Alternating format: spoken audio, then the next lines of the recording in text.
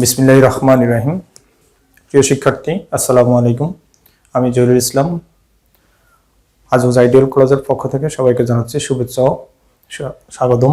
প্রিয় শিক্ষার্থী, আমি আজকে একাদশ শ্রেণীর উদ্দেশ্যে তথ্য ও যোগাযোগ প্রযুক্তি বিষয়ের তৃতীয় অধ্যায়ের প্রথম অংশ থেকে সংখ্যা পদ্ধতি নিয়ে আলোচনা করব। তো প্রিয় শিক্ষার্থী, পূর্বে আমি কয়েকটি ক্লাস তোমাদের জন্য সাজিয়েছিলাম। সেই ক্লাসগুলো ছিল আমাদের স্লাইড আকারে এবং সেটা ছিল যে আমাদের প্রেজেন্টেশন ক্লাস। তো সেখানে তোমরা বিস্তারিত প্রথম অধ্যায় থেকে অনেক কিছু শিখছো। তো আজকে তোমাদেরকে ম্যানুয়ালি ক্লাস আমি তোমাদের সামনে নিয়ে আসলাম। তো তথ্য যোগাযোগ প্রযুক্তি বিষয়ের প্রত্যেকটা ক্লাস যদি তোমরা অনুধাবন করো বা শিখো, আশা রাখি এখান থেকে তোমাদের অনলাইন এক্সাম থেকে শুরু করে তোমাদের ম্যানুয়ালি যতগুলো পরীক্ষা কলেজে হবে বা কলেজ প্রাঙ্গণে হবে, প্রত্যেকটা পরীক্ষার উত্তর খুব সহজে দিতে পারবা। তো আজকে আমার যে আলোচ্য বিষয় সেটা হলো যে সংখ্যা পদ্ধতি কি, সংখ্যা পদ্ধতির প্রকারভেদ এবং পজিশনাল সংখ্যা পদ্ধতি কি, সেই বিষয়গুলো আজকে আমরা আলোচনা করব।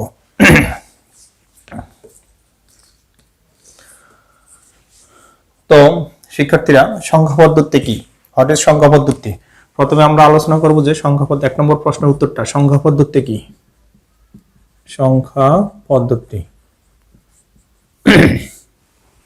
অর্থাৎ সংখ্যা পদ্ধতি হলো যে আমরা কোনো সংখ্যা গণনার জন্য যে সাংকেতিক চিহ্ন ব্যবহার করে কোনো সংখ্যা প্রকাশ করি বা লিখি, সেই কাজটাকে বলা হয় মূলত সংখ্যা পদ্ধতি। শিক্ষার্থীরা একটু খেয়াল করো, কোনো সংখ্যা গণনা করার জন্য বা প্রকাশ করার জন্য যে সাংকেতিক চিহ্নের মাধ্যমে উপস্থাপন করা হয় বা লিখা হয় বা প্রকাশ করা হয় তাকে বলা হয় সংখ্যা পদ্ধতি। এটা হলো যে আমাদের ব্যাপক অর্থে সাধারণত আমরা বলতে পারি যে কোনো সংখ্যা লিখা বা প্রকাশ করার ধরনকেই সংখ্যা পদ্ধতি বলে। ছোট্ট একটি কথা, মানে এক মার্ক জ্ঞানমূলক প্রশ্ন, এক কথায় তোমরা উত্তরটা দিবা।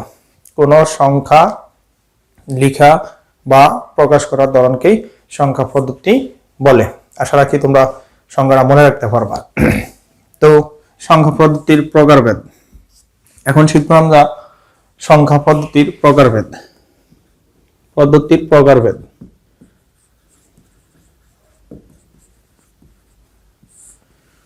তো সংখ্যা পদ্ধতির প্রকারভেদ মূলত দুইটা, একটা হলো যে আমাদের পজিশনাল আর একটা হলো যে নন পজিশনাল সংখ্যা পদ্ধতি। কয়টা সংখ্যা পদ্ধতি? মূলত দুইটা, একটা হলো যে পজিশনাল সংখ্যা পদ্ধতি আর একটা হলো যে নন পজিশনাল সংখ্যা পদ্ধতি। তো আমরা দুইটা পদ্ধতিকে একটু আমরা এরকম ভাবে আমরা একটু বিভক্ত করে নিই।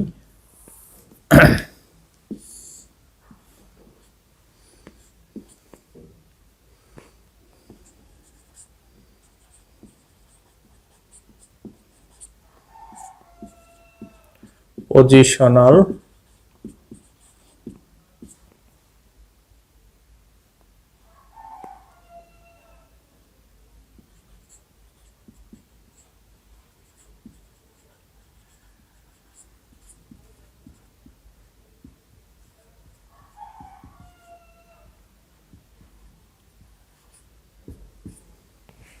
শিক্ষার্থীরা, সংখ্যা পদ্ধতি মূলত দুই ধরনের, একটা হলো যে আমাদের পজিশনাল সংখ্যা পদ্ধতি আর একটা হলো যে নন পজিশনাল সংখ্যা পদ্ধতি। তো এখানে আমরা নন পজিশনাল এবং পজিশনাল বলতে বুঝি যেটা পজিশনাল, পজিশন শব্দের অর্থ হলো যে অবস্থান বা অবস্থা, অর্থাৎ যে সংখ্যা পদ্ধতির নির্দিষ্ট একটা অবস্থান রয়েছে, মানে অবস্থান বলতে বোঝায় যে এটা এক এক জায়গার এক এক ধরনের মান বহন করে। মনে করো একটা সংখ্যা ডানে নিলে এক ধরনের, বামে নিলে আরেক ধরনের মান প্রকাশ করবে, এই ধরনের যে একটা অবস্থানগত মান সেটাকে বলা হয় মানে পজিশনাল। অর্থাৎ আমরা ডেফিনেশনটা এভাবে দিতে পারি যে কোনো সংখ্যা, যে সংখ্যা পদ্ধতির নির্দিষ্ট বেস এবং নির্দিষ্ট মান এবং নির্দিষ্ট অবস্থান রয়েছে এবং তাকেই পজিশনাল সংখ্যা পদ্ধতি বলে। অথবা আমরা কথাটাকে এভাবেও গুছিয়ে বলতে পারি, আধুনিক যুগের মানুষ হিসাব নিকাশ বা তাদের গণনা কার্য সম্পূর্ণ করার জন্য যে পদ্ধতি ব্যবহার করে তাকেই পজিশনাল সংখ্যা পদ্ধতি বলে।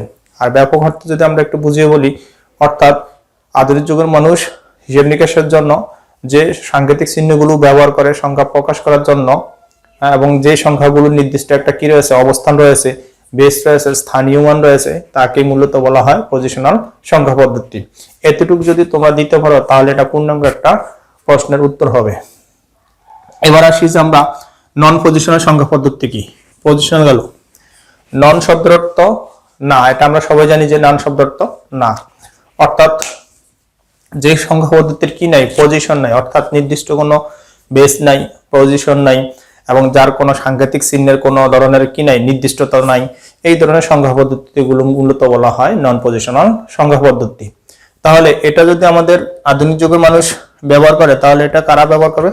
অবশ্যই প্রাচীন যুগের মানুষ। অর্থাৎ কথাটাকে আমরা এইভাবে সাজিয়ে বলতে পারি যে প্রাচীন যুগের মানুষ তাদের গণনা কার্য সম্পূর্ণ করার জন্য বা হিসাব নিকাশ করার জন্য যে পদ্ধতি ব্যবহার করতেন তাকে বলা হয় নন পজিশনাল সংখ্যা পদ্ধতি। অথবা কথাটাকে আরেকটু তুমি ডিটেলস বলতে পারো, প্রাচীনকালে মানুষ হিসাব নিকাশ কার্য সম্পূর্ণ করার জন্য গাছের নুড়ি পাথর, গাছের ডাল বাকল বা মাটিতে দাগ টেনে বা দড়িতে গিট দিয়ে ইত্যাদি পদ্ধতিতে যে হিসাব নিকাশ সম্পূর্ণ করত তাকেই বলা হয় মূলত নন পজিশনাল সংখ্যা পদ্ধতি। তো এটা হলো যে আমাদের আধুনিক যুগের মানুষ এটা করে, প্রাচীন যুগের মানুষ। এখন পরীক্ষায় প্রশ্ন আসতে পারে যে নুড়ি পাথর বা দড়িতে গিট দিয়ে যে পদ্ধতিতে গণনা করা হতো সেটা কোন ধরনের সংখ্যা পদ্ধতি? অবশ্যই তোমরা বলবা সেটা নন পজিশনাল সংখ্যা পদ্ধতি। আবার বলবো যে 3, 4, 5 এইটা কোন ধরনের পদ্ধতি? তাহলে অবশ্যই তোমার বলতে হবে যে এটা হলো যে পজিশনাল সংখ্যা পদ্ধতি। তো শিক্ষার্থীরা, আমি ছোট্ট একটা উদাহরণের মাধ্যমে তোমাদেরকে বুঝাচ্ছি বিষয়টা। যেমন পজিশন, এখানে আমি লিখলাম যে 1, 2, 3, এখানে লিখলাম যে আমরা 1, 2, 3। তো এখানে আমি ছোট্ট একটা শামুকের চিহ্ন আঁকি, এটা একটা শামুক।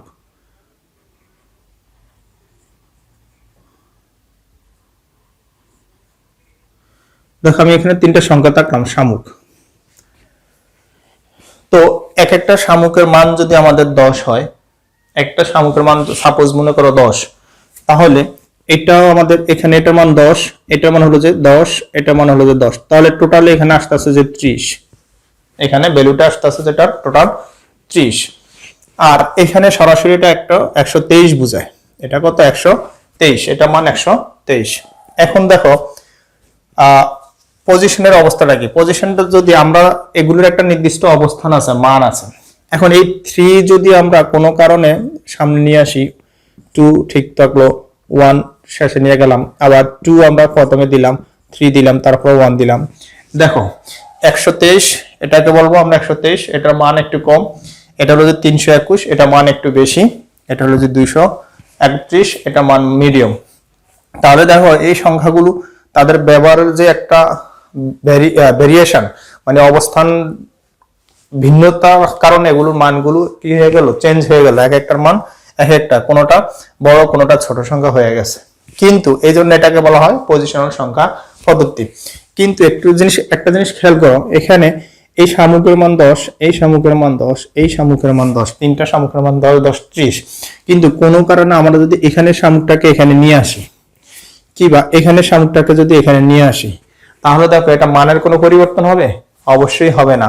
এখানে শামুক যে মান বহন করতে, এটা প্রথমে আসলে ঠিক সেম মান বহন করবে, আবার প্রথম শামুকটা দ্বিতীয় জায়গায় গেলে ঠিক সেম মান বহন করবে। অর্থাৎ এই ধরনের, এই জন্য এটার কি নাই, নির্দিষ্ট আমাদের অবস্থান নাই, মানে এটা অবস্থার পরিবর্তন করলে এটা মানে কোনো পরিবর্তন হয় না। এই জন্য এই পদ্ধতিটাকে বলা হয় নন পজিশনাল সংখ্যা পদ্ধতি। তো শিক্ষার্থীরা, আশা রাখি তোমাদেরকে উদাহরণের মাধ্যমে বিষয়টা ক্লিয়ার ভাবে বুঝাতে পারছি। এখন আমরা শিখবো যে পজিশনাল সংখ্যা পদ্ধতি। এখন এর আগে একটু বলি, নন পজিশনাল যেহেতু এটার পজিশন নাই, তাই এটার কোনো প্রকারভেদ নাই, এটা অনলি সিঙ্গেল। আর যেটা পজিশনাল সেটার অবশ্যই প্রকারভেদ আছে, সেই প্রকারভেদটা এখন আমরা একটু আলোচনা করব। আমরা জাস্ট শুধু প্রকারভেদটা লিখব।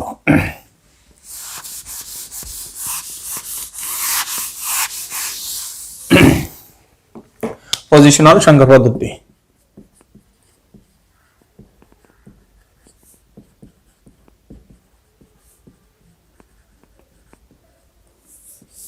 তো পজিশনাল সংখ্যা পদ্ধতি কি? আমি প্রথমে বলেছিলাম যে সংখ্যা পদ্ধতির নির্দিষ্ট মান আছে, বেস আছে, এবং নির্দিষ্ট কিছু প্রতীক ব্যবহার করা হয় যেই সংখ্যাগুলোতে, সেটাকে মূলত বলা হয় পজিশনাল সংখ্যা পদ্ধতি।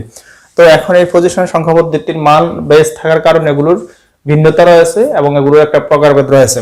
সেই প্রকারভেদ হলো যে 4টা। পজিশনাল সংখ্যা পদ্ধতির প্রকারভেদ কয়টা? চারটা, একটা হলো যে আমাদের দশমিক সংখ্যা পদ্ধতি, দশমিক যেটাকে বলা হয় ডেসিমাল,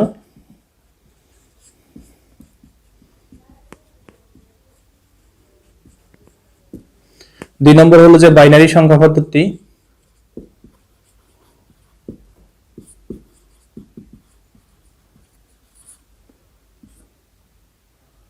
সংখ্যা পদ্ধতি, তিন নম্বর হলো যে অক্টাল,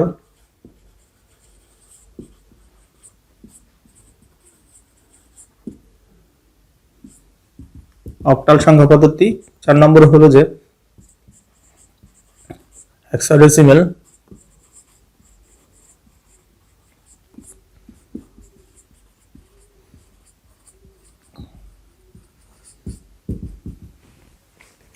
মূলত এই চারটা হলো যে আমাদের পজিশনাল সংখ্যা পদ্ধতি, দশমিক সংখ্যা পদ্ধতি যেটাকে ইংরেজিতে বলা হয় ডেসিমেল, বাইনারি সংখ্যা পদ্ধতি যেটা বাইনারি মান, অক্টাল যে সংখ্যা পদ্ধতি সেটাকে বলা হয় অক্টাল, তারপর আছে হেক্সাডেসিমাল সংখ্যা পদ্ধতি। তো শিক্ষার্থীরা এই চার ধরনের সংখ্যা পদ্ধতি মূলত পজিশনাল সংখ্যা পদ্ধতির প্রকারভেদ। আমরা পজিশনাল সংখ্যা পদ্ধতি আরো বিস্তারিত আগামী ক্লাসে আলোচনা করব। আজকের ক্লাসে তোমাদের এই পর্যন্ত। ভালো থাকো, সুস্থ থাকো, বাসায় থাকো এবং পড়াশোনা করো নিয়মিত। কোনো সমস্যা হলে শিক্ষকদের সাথে যোগাযোগ রাখতে পারবা। আল্লাহ হাফেজ।